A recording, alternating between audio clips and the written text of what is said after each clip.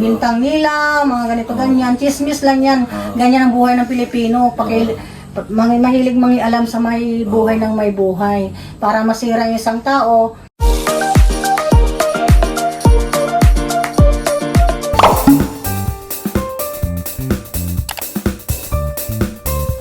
And so yun po mga kabayan, Happy New Year po sa inyo lahat. Dalawin ko po yung mga napabahayan po namin dito sa Batangas, sa Luzon, nila Sir Paul ng PB Team Batangas po. Kasama ko po ngayon si Buddy.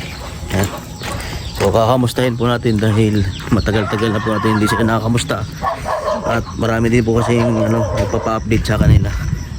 So, pupuntahan po natin si Ate Evelyn. So si Ate Evelyn po mga kabayan, siya po yung palagi pong nananalo sa pinakamalinis po na bahay. So ngayon po, titingnan po natin, susurprisahin po natin kung kahit hindi po siya nabablog, kung natiling malinis palagi yung kanyang bahay. Dahil sobrang linis po talaga sa bahay nito, Ate Evelyn.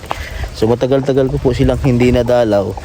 Dahil nga, yun nga po, ako yung nagkasakit po ng anxiety, depression. So matagal, siguro taon po sila bago dadalawin ulit. Yan. So po mga kababayan, papasukin natin yung bahay po ni Ate Evelyn. At matagal-tagal po kung hindi nakapasok dito sa bahay niya, siguro taon. Isang taon na siya. Putik dito sa amin, sir. Hindi, basta. Okay lang, sir. Grabe, ito yung mga kumain.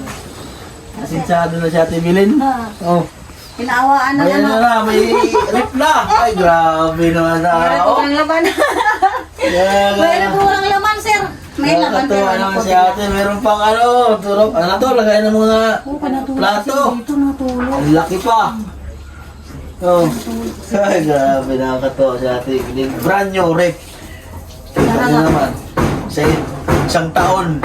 Isang taon na bago Ay, pa mahigit na Taho. mahigit isang taon nata. Oo. Kasi 2 years akong halos Oo. na. Ay, po ko yun, sir. Sige lang, te. Tapos, grabe. Ganda ng kanyang ng kanyang lutuan. Nakakatawa naman si Ate Evelyn, dami agad na-invest. Na ako, sir, Ha? nag-unti-unti naman. Alam mo naman ako hindi ako masyado. Masinop. Basta-basta na gasto, hindi Masinop mahalaga. Masinop talaga si Ate Evelyn, no? So nakakatuwa naman dahil yun nga sa lahat po ng para po sa akin sa lahat po ng aming natulungan, si Ate Evelyn talaga yung isa sa pinakamalinis talaga ang bahay palagi. O tingnan niyo man po yung pintura po na ito simula po itong ito pa ito na pintura nung Hindi na na-repaint na. Gan-repaint ko na to. Na-repaint mo na ito sa loob. So na-repaint na po Ate Evelyn sa loob. Ni-repaint ko na yan. Ito yung sa loob. Sa loob lang, Pero sa labas hindi. Ito pa rin yung kulay, white pa rin. Oo, white pa rin. Wala rin, Ni-repaint hindi na. yan pwede natin ibaguhin hanggat Oo. hindi pa ma-renovate lahat. Nakakatuwa na. Ang kwarto na lang. Ang linis. Nakakatuwa ate. Kaya sir. Sigurado pong maraming matutuwa po na mga sponsor na tumulong kay Ate Evelyn. Dahil ayun sa mga tumulong sa kanya, sa paggawa ng bahay, sa lahat ng mga nagbigay sa kanya. Dahil kahit po ay hindi ko po siya nabablog, ay kita niyo naman po na doon po sa kanyang yung baboy, meron siyang figure Tapos meron siyang nabili ng mga gamit sa bahay. So kahit po na hindi ko po siya binablog palagi at matagal ko hindi talaga siya na-vlog, so nandun pa rin yung pananatili sa yung pagpapahalaga po sa bahay po na yun pinagawa para sa kanya, siyempre sa tulong po ng mga sponsor natin at sa lahat po ng PB Team kay Sir Paul. So talagang kahit walang camera, talagang nandun yung pagpapahalaga na binigay sa kanya. Ano ate? Oo, kahit kailan naman pinapahalagaan ko yung bigay, lalo na yung bigay lang sa akin. So, Nakakahiya naman kayo na Sir Paul. Nangako ko sa kanya nga, hindi ko siya bigyan ng kahihiyan. Yan, pinapatunayan ko sa hanggang ngayon. Kahit hindi kayo pumunta dito, ganun pa rin yan, maintain ko yan. Ngayon lang yan, wrong timing lang pagpunta nyo kasi maputik. Grabe ang maputik. ulan, hindi makapag walis-walis, pero hindi masyado nga maputik kasi malagkit po sa bahay po sobrang malagkit talaga yung lupa. So, ate so yun sa lahat po ng mga tumulong. So, maraming salamat po sa inyo dahil kita nyo naman po yung taong natulungan nyo, yung lahat ng mga naitulong nyo ay talagang pinahalagahan niya. So, sobrang rin nasa dahil ako po yung dating trabaho ko researcher. sa PB team dati. So ako po yung talagang nakatuklas sa kanila. Kila Ate Evelyn. So tanda ko pa dati, yung bahay po nila Ate Evelyn dati ay Kubo lang. kubo tapos butas-butas. Butas, Tanda ko po yun, yung bahay nila. Tapos yun, hanggang sa natulungan namin. Yan sila. So simula na natulungan namin yung pamilya Ate Evelyn. Ano yung mga pagbabago sa buhay niyo? Ano yung mga pagbabago sa buhay niyo simula na? Siyempre, malaking pinagbago na. Tingnan mo ngayon, dati naghihirap kami masyado, walang trabaho yung kuya mo. Kailangan pa namin magapak ng tubo, gamas, kung saan-saan lang, mag-uuling, kung ano lang ginagawa.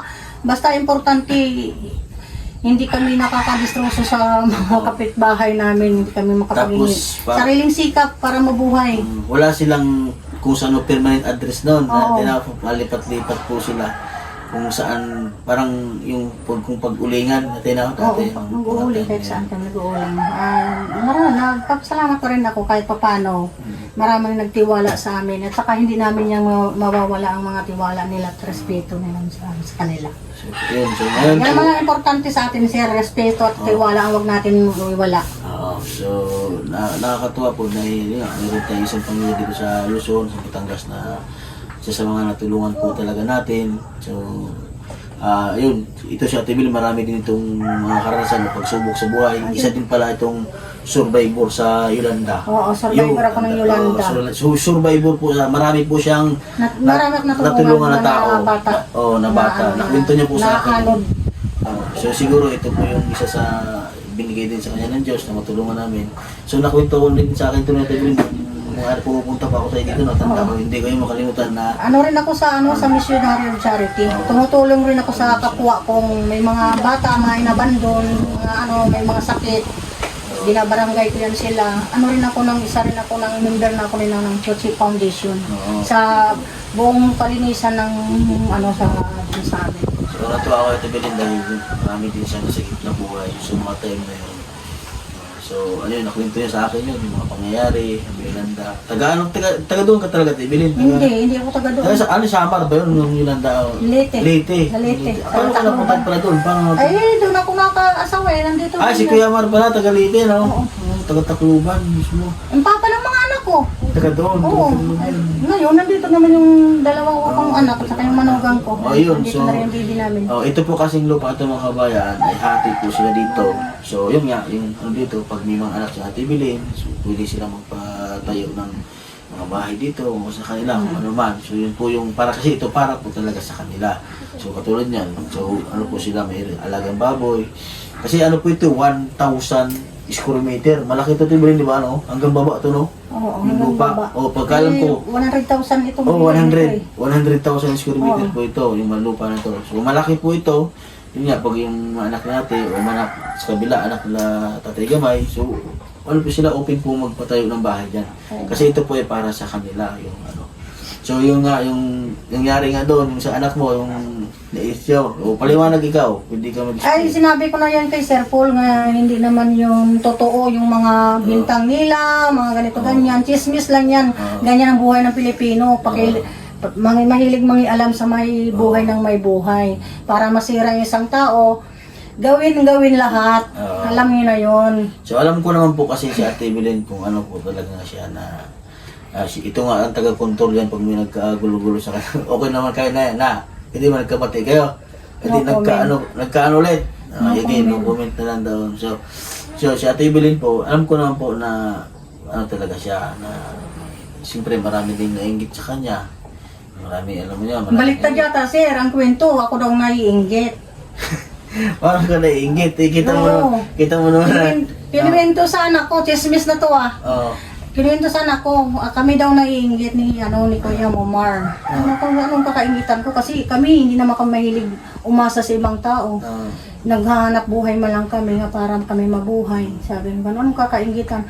Ito nga, di dapat kaingitan kasi kami talaga sa totoo lang, wala man good talaga kami mga bisyo. Subalit nakakapag-ipon kami ng pera. Lalo-lalo na ngayon na So kita niyo naman po mga kaubayan, i-rate. Nagkaroon na ni Kuya mo ng 13-month pin niya. Ayan, yung binili namin sa mga kung ano-ano lang. Nakakatuwa po dahil, yun nga, dahil kung sa ano talagang may pagbabago sa buhay niyo.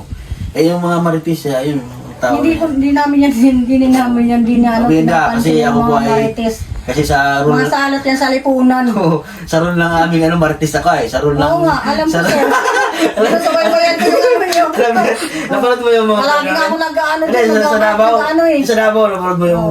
Oo, alam mo yun, nakita ko yung nagpo-comment ka ako doon. May cellphone, siyempre may cellphone ako eh.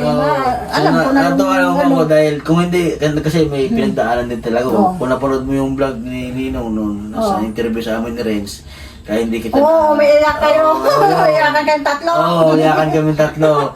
Dahil sa totoo talaga, Ate Belen, hindi talaga kami nagsasabi kay Ninong kung ano yung pinagdaanan namin. Problema kasi sabi ko nga sa vlog niya na kahit kaya naming gawa ng paraan, gagawa na yun para kakayanin. Siyempre may pamilya kami, siyempre ano yun.